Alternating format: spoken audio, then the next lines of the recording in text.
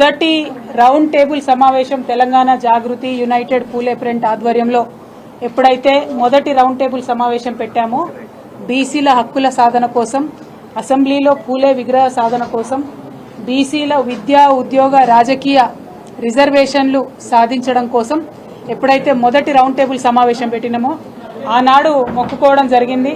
ఎప్పుడైతే ఈ బిల్లులు అసెంబ్లీలో మండలిలో మన రాష్ట్రంలో పాస్ అవుతాయో ఆనాడు కొమరెల్లి మల్లన్న దగ్గరికి వచ్చి దర్శనం చేసుకుంటామని మొక్కుకోవడం జరిగింది. ఇవాళ ఆ మొక్కు చెల్లించుకోవడం కోసమని మరి యునైటెడ్ పూలే ఫ్రంట్ నాయకులు, తెలంగాణ జాగృతి నాయకులు అందరూ కూడా ఇక్కడికి రావడం జరిగింది. మరి బీఆర్ఎస్ పార్టీ నాయకులు రాష్ట్ర వ్యాప్తంగా ఈ బిల్లు సాధనలో వెన్నుదన్నుగా నిలిచినటువంటి వారందరూ కూడా మరి వచ్చి ఇక్కడ దర్శనం చేసుకోవడం జరిగింది. అదేవిధంగా స్థానిక జనగామ నియోజకవర్గానికి సంబంధించినటువంటి నాయకులు గౌరవనీయులు పెద్దలు ముత్తిరెడ్డి యాదగిరెడ్డి గారు, అట్లానే లోకల్గా ఉండేటటువంటి ప్రతి ఒక్క నాయకులందరికీ కూడా పేరు పేరున హృదయపూర్వకంగా నమస్కారాలు తెలియజేస్తా ఉన్నా. మీ అందరు కూడా ఈ సాధనలో సాయం చేసినందుకు మీకు నమస్కారాలు తెలియజేస్తున్నాం. ముందుగా ఇవాళ ప్రభుత్వాన్ని మేము కోరేది ఒకటే, ఫస్ట్ డిమాండ్ బహుజనులందరికీ కూడా ఈ భారతదేశంలో విముక్తి కలగాలని చెప్పి ప్రయత్నం చేసి బాబాసాహెబ్ అంబేద్కర్ గారికి కూడా స్ఫూర్తిదాయకంగా నిలిచినటువంటి మహనీయుడు జ్యోతిబా పూలే విగ్రహాన్ని ఎట్టి పరిస్థితుల్లో తెలంగాణ రాష్ట్ర అసెంబ్లీలో పెట్టాలనేటటువంటిది ప్రథమ డిమాండ్గా మేము ప్రభుత్వానికి తెలియజేస్తా ఉన్నాం. రెండవది, బీసీల ఉద్యమానికి తలొగ్గి మీరు మేనిఫెస్టోలో పెట్టినటువంటి 42% రిజర్వేషన్ బిల్ ఏదైతే అసెంబ్లీలో మండలిలో ప్రవేశపెట్టినారో దానికి అక్కడే ఆగకుండా నెక్స్ట్ అడుగు ఏదైతే ఉందో ఢిల్లీ వరకు వెళ్లి సాధించుకోవడానికి ప్రభుత్వం అన్ని విధాలుగా చిత్తశుద్ధితో ప్రయత్నం చేయాలని డిమాండ్ చేస్తూ ఉన్నాం. అంటే ఒకవేళ ఈ బిల్లు కోర్టులలో పడ్డా ప్రభుత్వం వెంటబడి బలంగా కొట్లాడాలి.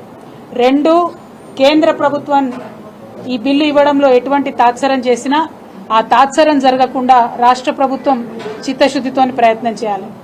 మూడు, భారతదేశంలో 50% పైచీలకు రిజర్వేషన్లు ఇచ్చేటటువంటి రాష్ట్రాలు మన తెలంగాణ రాష్ట్రంతో సహా దాదాపు 9-10 రాష్ట్రాలు ఉన్నాయి.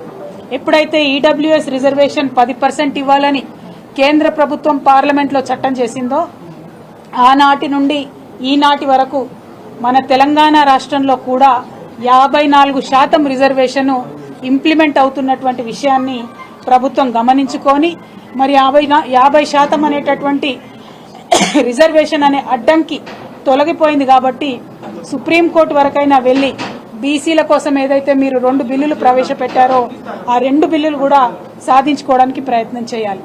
ఇవాళ ప్రభుత్వం బీసీల కోసం బిల్లు పెట్టాలి అనేటటువంటి ఆలోచన వచ్చేలాగా తమ పోరాట పటిమ చూపించినటువంటి ప్రతి ఒక్క యూపీఎఫ్ నాయకుడికి కూడా పేరు పేరున నేను మనస్ఫూర్తిగా ఉద్యమాభినందనలు తెలియజేస్తా ఉన్నాను.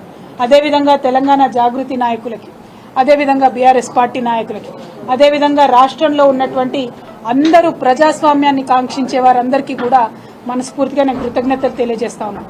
ఎందుకంటే సమాజం పరిణితి చెందుతున్న కొద్దీ విస్మరించబడ్డటువంటి వర్గాలన్నీ కూడా ముందుకు రావాల్సినటువంటి అవసరం ఉన్నది. దాన్ని మనమందరం కూడా మనస్ఫూర్తిగా హృదయాంతరాల్లోంచి కూడా ఆహ్వానించి యాక్సెప్ట్ చేసి దానికి తగినటువంటి రాజ్యాంగపరమైనటువంటి హక్కులు కల్పించాల్సినటువంటి బాధ్యత మనందరి మీద కూడా ఉన్నది. కాబట్టి బీసీ బిల్లు అంటే ఇది బీసీల లొల్లి కాదు. బీసీ బిల్లు అంటే అది ఎస్సీల లొల్లి, అది ఎస్టీల లొల్లి, అది రెడ్డిల లొల్లి, అది వెల్మల లొల్లి, అందరూ అగ్రవర్ణాల లొల్లి, అట్లానే అందరికన్నా ఎక్కువ మా ఆడబిడ్డల లొల్లి. ఎందుకంటే భారతదేశంలో ఆడబిడ్డలకు బీసీలకు రాజ్యాంగంలో హక్కులు కల్పించుంటే ఈ పాడికే మన దేశం అమెరికా అభివృద్ధిలో దాటిపోయి ఉండేదని బలంగా నేను విశ్వసిస్తా ఉన్నాను. ఆనాడు మనకు హక్కులు దక్కలేదు. ఇవాళ హక్కులు దక్కడంలో పోరాటం చేయడంలో తెలంగాణ నుంచే ఒక ఉద్యమ పొలికేక లేచింది, ఒక ముందడుగు పడ్డది. రేపటి నాడు ఈ తెలంగాణలో పడ్డ ముందడుగు దేశవ్యాప్తంగా కూడా చుట్టి రావాలి. దేశవ్యాప్తంగా కూడా బీసీల హక్కుల కోసం మనందరం కూడా పోరాటం చేయాలి. మరి మల్లన్న స్వామి సన్నిధిలో ఈ మాట చెప్తా ఉన్నామంటే అది మామూలు విషయం కాదు. ఆ కొమరెల్లి మల్లన్న దయ ఉంటే ఏదైనా కూడా సాధించుకుంటాం. మేము ఏనాడైతే ఫస్ట్ సభ పెట్టినామో ఆనాడే మొక్కుకున్నాం, అది సాధించుకున్నాం. మళ్ళీ ఇవాళ మొక్కుకొని పోతా ఉన్నాం. ఖచ్చితంగా దేశవ్యాప్తంగా ఉన్న బీసీలకు ఒక వేగు చుక్కలాగా తెలంగాణలో ప్రారంభమైన ఈ బీసీ ఉద్యమం తొవ్వ చూపుతుంది. దానికి యునైటెడ్ పూలే ఫ్రంట్ తెలంగాణ జాగృతి ముందు వరుసన కాగడతో నిలబడి దారి చూపుతుందని కూడా ఈ సందర్భంగా తెలియజేస్తూ, మరి ఇవాళ ఇక్కడ కొమరెల్లి మల్లన్న సన్నిధిలో మనం కూర్చొని మాట్లాడుకుంటా ఉన్నామంటే, కొమరెల్లి మల్లన్న అంటే మన తెలంగాణ ప్రజలకు వరాల మూటగా మనం భావిస్తాం. కానీ ఉమ్మడి ఆంధ్రప్రదేశ్ రాష్ట్రంలో మన మల్లన్న కూడా కొద్దిగా విస్మరించబడ్డాడని చెప్పక తప్పని విషయం. ఎందుకంటే ఇన్నేళ్లు తెలంగాణ రాకముందు 3-4 కోట్లు కూడా వార్షిక ఆదాయం ఉండకపోతుండే. తెలంగాణ రాష్ట్రం వచ్చినాక గౌరవ ముఖ్యమంత్రి వర్యులు, ఆనాటి ముఖ్యమంత్రి వర్యులు కేసీఆర్ గారు మల్లన్న స్వామికి 13 ఎకరాల భూమి మొదలుండే, అది కూడా కొద్దిగా ఇబ్బందులలో ఉండే. మొదల 13 ఎకరాల భూమి వివాదాన్ని 19 ఎకరాల భూమి వివాదాన్ని పరిష్కరించి మల్లన్న స్వామికి మాన్యం ఉండాలి అని చెప్పి 136 ఎకరాల భూమిని మల్లన్న స్వామికి ప్రభుత్వం తరఫున ఇచ్చి, ఆల్మోస్ట్ తిరుపతిలో ఎట్లా అయితే వసతి గృహాలు ఉంటాయో అట్లా ఉండాలి మా మల్లన్న స్వామి దేవాలయం అని చెప్పి కేసీఆర్ గారు కలలు కన్నారు. దానికి తగ్గట్టుగా మేము వస్తుంటే తొవ్వల చూసినాం. గుట్ట మీద దాదాపు 50 గదులతోని ఇవాళ సత్రాల నిర్మాణం అవుతా ఉన్నాయి. మల్లన్న స్వామి దగ్గరకు వచ్చేటటువంటి రోడ్లు స్వయంగా కేసీఆర్ గారు నిలబడి మరి రోడ్లు అన్ని సైడ్లు బాగుండాలని చెప్పి రోడ్లు వేయించడం, స్వామివారి ఆలయానికి సంబంధించి అన్ని రకాల కార్యక్రమాలు సమయానికి జరిగేటట్టుగా ఆలోచన చేయడం. అందులో ప్రత్యేకించి మనం చూసుకుంటే ఇప్పుడు నేను చెప్పినట్టు 50 గదుల రూమ్లతో పాటు క్యూ కాంప్లెక్స్ భవనం 12 కోట్లతోని, పట్నాల మండపం 3.5 కోట్లతోని, పల్లమ్మ దేవాలయ మండపం 2 కోట్లతోని, సూదిమాను గుండు అట్లనే డమరుకం నేను చూసిన చీకట్ల రాలే, ఇప్పుడు వెలుతురులో కనబడతలేదు కానీ చీకట్ల చాలా బాగా కనబడుతుందట.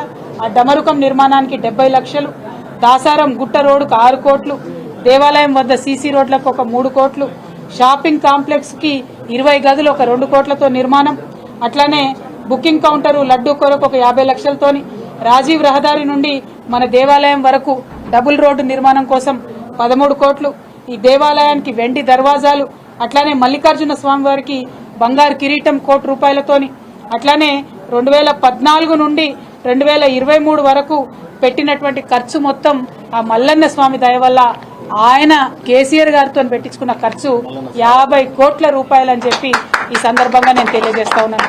అంతేకాదు మరి మా మల్లన్న స్వామి దయతో తెలంగాణ సుభిక్షంగా ఉండాలని చెప్పి తెలంగాణ రాష్ట్రానికి వరప్రదాయిని అయినటువంటి కాళేశ్వరంలో భాగమైనటువంటి మల్లన్న సాగర్ రిజర్వాయర్, అది ఎంత గొప్ప రిజర్వాయర్ అంటే world's largest man made reservoir కింద మనం చెప్పుకోవచ్చు. 90 టీఎంసీలతోని తెలంగాణ నెత్తి మీద నీటి కుండ పెట్టినట్టే ఉండేటటువంటి ఆ మహా పెద్ద రిజర్వాయర్ కి మల్లన్న పేరు పెట్టి మల్లన్న సాగర్ అని పేరు పెట్టుకోవడం జరిగింది. అట్లానే కొమరవెల్లి గ్రామం సపరేట్ గా, ఈ కొమరవెల్లి ఒక మండలాన్ని గౌరవ ముఖ్యమంత్రి కేసీఆర్ గారు చేయడం జరిగింది. మరి రేపు పొద్దున డీలిమిటేషన్ అయితే కొమరవెల్లి ఒక సపరేట్ నియోజకవర్గం కూడా ఏర్పాటు అవుతుందని కూడా మనస్ఫూర్తిగా ఆనాడు కేసీఆర్ గారు ఆకాంక్షించడం కూడా జరిగింది. ఈ విధంగా మన తెలంగాణలో ఉన్నటువంటి మన వరాల మూట అయినటువంటి మల్లన్న దేవాలయానికి బీఆర్ఎస్ ప్రభుత్వం ఎంత చేయాలనో అంత చేసింది.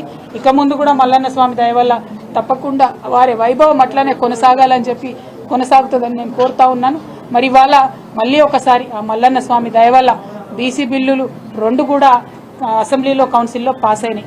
ప్రభుత్వం ఎప్పుడైతే బిల్లు గురించి మాట్లాడిందో ఆనాడు కేవలం జాగృతి నాయకులు, యూపీఎఫ్ నాయకులు మాత్రమే మరి 1 కాదు 3 బిల్లులు పెట్టాలి, విద్యకు సపరేట్గా, ఉద్యోగానికి సపరేట్గా, రాజకీయ రిజర్వేషన్లు సపరేట్గా బిల్లులు పెట్టాలని కోరినాం. ప్రభుత్వం కూడా ఆలోచన చేసింది. మరి దాంట్లో న్యాయం ఉందనుకున్నారు, 2 బిల్లులు పెట్టినారు. విద్యా ఉద్యోగం కలిపి 1 బిల్లు, రాజకీయ రిజర్వేషన్లు కలిపి 1 బిల్లు. సో త్వరితగతిన ఇవి సాధించుకోవడానికి తప్పకుండా మేము ప్రయత్నం చేస్తాం. మరి వాళ్ళు ఈ ప్రెస్ మీట్లో పాల్గొన్నటువంటి స్థానిక నాయకుడైనటువంటి కొట్టాల యాదగిరి గారిని, మా మహేందర్ అన్నను,